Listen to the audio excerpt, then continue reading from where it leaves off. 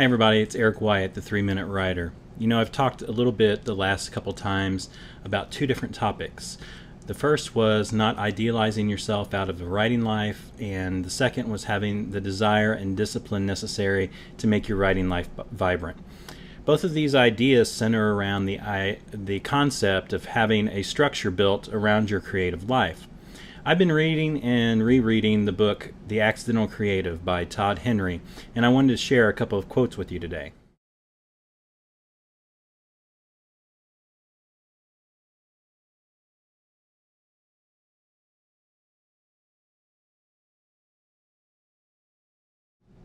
A lot of us have this idea that our creativity is some mysterious thing that happens to us and that we have little or no control over it.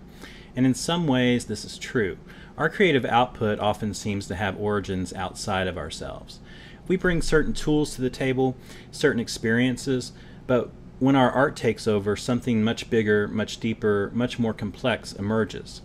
On the flip side, if we never come to the table, if we never put that hard work into our writing that's required to break those aha moments free, we can never get to the point where we step back and we look at our work and we marvel at the word that those words came from our pen.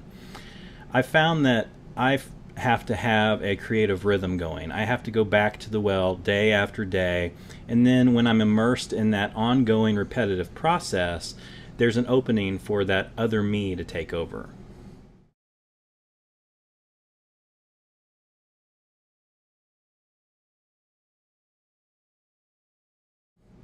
Total freedom can lead many writers into a state of paralysis where today's "I can get that tomorrow" turns into next year's "I never got around to writing that story." Without structure, it's easy to get sidetracked, to forget which activities are important, to convince ourselves that we're being busy and productive when we're really being busy with the wrong things. Now, I'm not talking about some sort of secret formula that will guarantee your success as a writer, but what I do want to suggest is that when you structure your life to make writing a priority, and then you stick to that structure, you'll find not only does the quantity of your work increase, so does the quality. I'm going to leave you with a couple questions today.